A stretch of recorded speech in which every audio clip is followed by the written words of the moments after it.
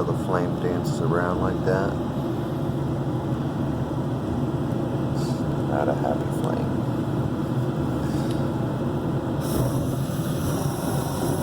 I'm gonna warm it up.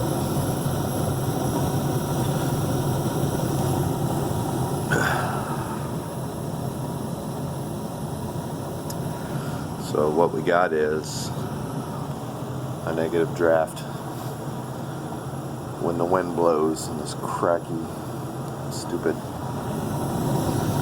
chimney. After we warm up a little bit,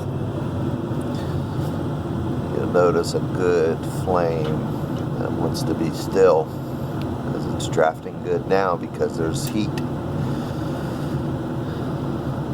As it cools down, that flame's going to start to dance around and possibly go out if the wind blows hard enough.